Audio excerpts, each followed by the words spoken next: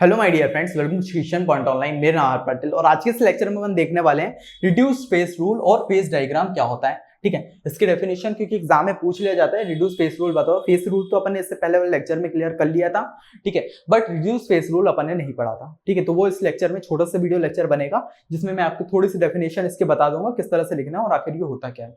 ठीक है, phase diagram क्या होता है उसकी थोड़ी सी डेफिनेशन आपको बता दूंगा। चलिए, रिड्यूस फेस रूल सबसे पहले अपन देखेंगे। रिड्यूस फेस रूल क्या होता है, जिसको अपन कंडेंस फेस रूल भी बोलते हैं। सबसे पहले जो पॉइंट है वो क्या है, it is applicable for two component system. जब टू कंपोनेंट सिस्टम होता है तभी अपना रिड्यूस फेस रूल अप्लाई होता है। ठीक है, वो क्यों होता है वो अपन आगे देखने वाले हैं। जो अपने पॉइंट है एक एक करके अपन लाइन वाइज समझेंगे तो आराम से चीजें क्लियर होगी। अभी इतना समझ लेना, टू कंपोनेंट सिस्टम में जो है रिड्यूस फेस रूल यूज होता है। जिससे वन कंपोनेंट सिस्टम की बात करें, वन कंपोनेंट सिस्टम जो अपना वाटर सिस्टम पड़ा था, इसमें सिर्फ एक ही कंपोनेंट था जो तीनों चीजें बना रहा था। जैसे हो गया आइस हो गया, ठीक है, उसके बाद अपना लिक्विड यानी कि वाटर, और थर्ड है अपना गैस, ठीक है, जिसको अपन वेपर भी बोलते हैं। ठीक है, तो वन कंपोनेंट सिस्टम में सिर्फ एक ही कंपोनेंट था जो था वाटर।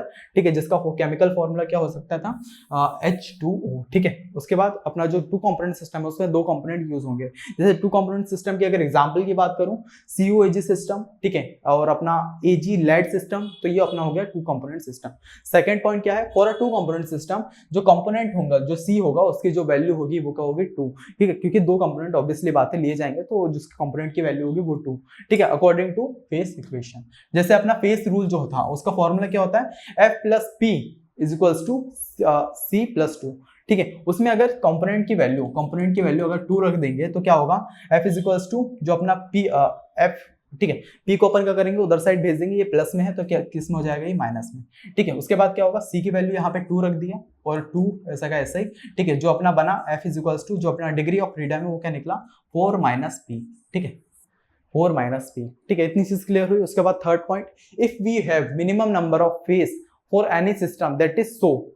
ठीक है, अगर मिनिमम नंबर ऑफ फेस की बात करें तो कितने हो सकते हैं, ऑब्वियसली बात है, सोचिए, अगर मिनिमम नंबर ऑफ फेस की बात करें तो ज्यादा ज्यादा एक हो सकता है जो अपना वाटर सिस्टम में था। तो वही चीज इसमें लिखिए कि मिनिमम नंबर ऑफ फेस हो सकते हैं 1। ठीक है, जिसमें अपन P की वैल्यू इस पे रख दिया 1, तो अपना जो आया निकल के डिग्री ऑफ फ्रीडम वो कितना आया, 3। ठीक है, इतनी चीज क्लियर होगी।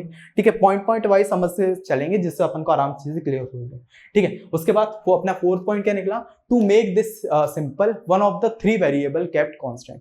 ठीक है, एक साथ अपन क्या है 3 वेरिएबल को कांस्टेंट रख सकते हैं। ठीक है, उसके बाद in solid liquid equilibrium of any alloy practically they are no gases phase and there as negligible effect of pressure, so we can keep pressure constant। ठीक है, अगर सॉलिड लिक्विड इक्विलिब्रियम की बात करें, ठीक है, जो अपना टू कंपोनेंट सिस्टम होता है, ठीक है, जो आपको पहले नहीं बताया था वो यही चीज थी कि जो अपना टू कंपोनेंट सिस्टम होता है इस पे क्या है, अपना जो प्रेशर है उसको क्या कर देते हैं, कांस्टेंट कर देते हैं, क्योंकि इसमें वेपर की जो है चीज नहीं होती। जब अपन CUAG लेयर पढ़ रहे होंगे या फिर लेड वाले लेयर पढ़ रहे होंगे, AG और लेड वाला, तो उस पर आराम से क्लियर हो जाएगी आपको। ठीक है, तो टू कंपोनेंट सिस्टम में अपन को प्रेशर या गैस की जरूरत नहीं होती। ठीक है, मतलब गैस की जरूरत नहीं होती, गैस अपन वेपर नहीं लेते, जिसकी वजह से जो अपना प्रेशर है उसको क्या कर देते, कांस्टेंट कर देते हैं। ठीक है, तो दो इसमें चीजें यूज है, सबसे पहला अपना कंपोजिशन और सेकंड होता है अपना टेम्परेचर। ठीक है, वही चीज में लिखे, in solid liquid equilibrium of an alloy practically there is no gaseous phase. ठीक है, उसमें गैसियस फेज नहीं होते and there is negligible effect of pressure, जिसकी वजह से जो अपना प्रेशर है उसको सिंपल अपन नेग्लिजिबल कर देते हैं। So we keep pressure constant, pressure को अपन कांस्टेंट कर देते हैं। ठीक है, ये वाली चीज समझ में। उसके बाद सिक्स्थ वाला पॉइंट क्या है, when the only solid and liquid phase are considered in a system. ठीक है, अगर अपन सॉलिड और लिक्विड फेज को कंसीडरेबल करते हैं एक सिस्टम में और गैसियस फेज को क्या कर देते हैं, इग्नोर कर देते हैं। ठीक है, गैसियस फेज को क्या करते हैं, इग्नोर कर देते हैं, तब जो सिस्टम बनता है उसी को अपन क्या बोलते हैं, कंडेंस सिस्टम। ठीक है, उसी को क्या बोलते हैं, कंडेंस सिस्टम। ठीक है, उसके बाद for condensed system we apply reduced phase rule और कंडेंस फेस रूल। जो अपना कंडेंस सिस्टम इस टाइप के बाद बन जाता है, ठीक है, उसी को अपन उसमें ही क्या बोलते हैं, उसी में अपन अप्लाई करते हैं क्या, कंडेंस फेस रूल या फिर रिड्यूस फेस रूल। ठीक है, जो रिड्यूस फेस रूल क्या होता है, वो होता है F plus P is equals to C plus 1। अब ये किस तरह से बना वो चीज देख लेते हैं। जिससे अपना फेस रूल की बात करें, क्या था वो, F plus P is equals to C plus 2। ठीक है, कंडेंस फेस रूल में क्या करेंगे, इसकी जगह जो 2 है, F plus P is equals to C plus 2। ठीक है, इसमें क्या करेंगे, एक 1 जो है माइनस कर देंगे, जो अपना प्रेशर है वो क्या हो जाएगा, माइनस हो जाएगा। ठीक है, तो कंडेंस फेस रूल क्या बनेगा, F प्लस P, ठीक है, इज इक्वल्स टू C। +2 -1 क्या होता है, सिंपल वही होता है -1। ठीक है, तो इस तरह से जो अपना जो फेस रूल है वो क्या बना, कंडेंस फेस रूल, या फिर ये 2 मिनट, इसमें साइन जो आएगा वो पॉजिटिव का आएगा, जो बड़ा है, जैसे इसमें 2 बड़ा है तो अपना +1 लिख देंगे। ठीक है, तो कंडेंस रूल का इस तरह से ये फॉर्मूला बना है। ठीक है, उसके बाद हेयर +1 क्या इंडिकेट करता है, indicate that we can very only temperature and pressure is constant. ठीक है, इतनी चीज अपन को आई होप सो क्लियर हो गई होगी। ठीक है, तो सिंपल आपको इस चीजों को नोट कर लेना है। ठीक है, एग्जाम में अगर आए कंडेंस फेस रूल को, क्योंकि मैंने जब आपको फेस रूल पढ़ाया था उसमें मैंने आपको कंडेंस फेस रूल नहीं लिखवाया, तो मैंने सोचा इसका एक डेडिकेटेड लेक्चर बना दूं, सिंपल छोटा सा ही बना है, पर आपको जो डेफिनेशंस एग्जाम में लिखनी है वो अपन को क्लियर हो जाएगी तो बहुत अच्छा रहेगा। ठीक है, क्योंकि एग्जाम में पूछ सकता है। ठीक है, तो सिंपल आपको जो अपना रिड्यूस फेस रूल है उसको नोट डाउन कर लेना है। मैंने आपको टोटल 8 पॉइंट लिखवाए, इसमें से अगर आपको 6 से 7 पॉइंट भी रहते हैं एग्जाम में याद रहते हैं तो आप आराम से वो लिख दीजिएगा। ठीक है, आपको पूरे नंबर मिल रहे होंगे। कंडेंस फेस रूल यही होता है, जैसे फेस रूल क्या हो जाता, यहाँ पे +2 होता था, कंडेंस फेस रूल +1 होगा। ठीक है, एक 1 उसमें से गायब हो जाएगा। उसके बाद आगे बढ़ते हैं और समझ लेते हैं कि फेज डायग्राम क्या होता है। फेज डायग्राम और कुछ नहीं, ठीक है, आगे अपन ने जब वाटर सिस्टम का फेज डायग्राम इसके बाद वाले लेक्चर में पढ़ेंगे तो उसमें आपको क्या है, water system phase diagram clear हो जाएगा। ठीक है, वही डेफिनेशन है, जो अपना डायग्राम है उसको ग्राफिकली जो रिप्रेजेंट करते हैं, the graphical presentation giving the condition of pressure, temperature और composition under which various phases are existing and transform from the one phase to another।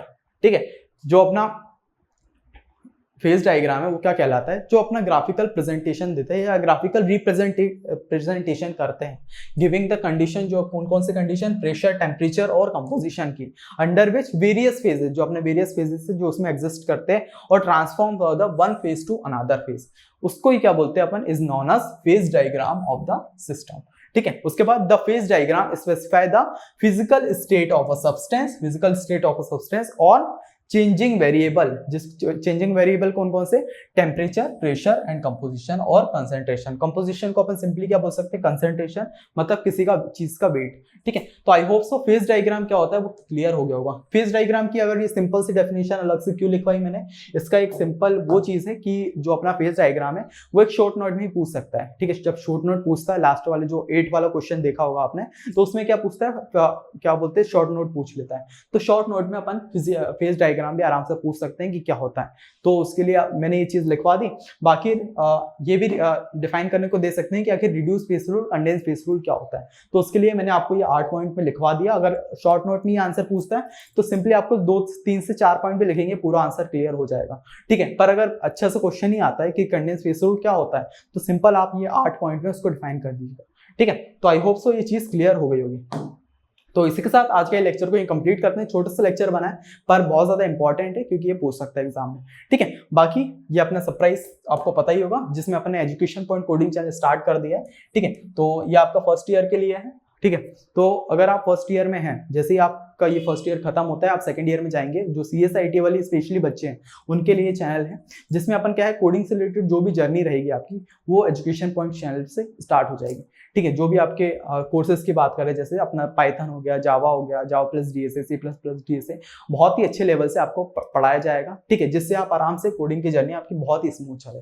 ठीक है, अभी इस पे 200 सब्सक्राइबर है, इसको आप 1K तक कर देंगे, क्योंकि अभी तो टाइम है, आपके एग्जाम जैसे खत्म हो तो उसके बाद करेंगे कि आप ज्यादा डिस्ट्रैक्ट ना हो। जैसे आपके एग्जाम खत्म होते हैं इस पे वीडियोस डालना स्टार्ट हो जाएगी।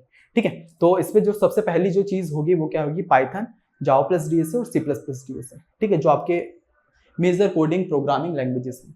ठीक है, तो ये चीज अपन को क्लियर हो गई। आपको इसका लिंक जो है डिस्क्रिप्शन में मिल जाएगा, आपको जाके चेकआउट करना है और इसको सब्सक्राइब कर लेना है। ठीक है, बाकी ये कुछ अपने फ्री कोर्सेज हैं, इनके लिंक आपको प्लेलिस्ट हमने आपकी बना दी है और इसका लिंक आपको डिस्क्रिप्शन में मिल जाएगा। आप जाके अगर सेम सब्जेक्ट है आप जाके चेकआउट कर सकते हैं। बाकी ये कुछ पेड कोर्सेज हैं, इनके प्राइस 799 है। कोई भी दिक्कत आती है इन कोर्सेज में, सिंपल ऐप का लिंक डिस्क्रिप्शन में मिल जाएगा। ऐप जो है आपको डाउनलोड करनी है, उसमें इन कोर्सेज को सर्च करना है और लेके पढ़ना स्टार्ट करना है। अभी भी चांसेस है आपके 50% तो आप आराम से पढ़ सकते हैं। ठीक है, बाकी इनसे रिलेटेड कोई भी क्वेरी हो, कोई भी डाउट हो, आप सिंपल इन नंबर पे कॉल करके पूछ सकते हैं। ठीक है, तो इसी के साथ आज के लेक्चर को कंप्लीट करते हैं। मिलते हैं नेक्स्ट वीडियो, तब तक के लिए बाय।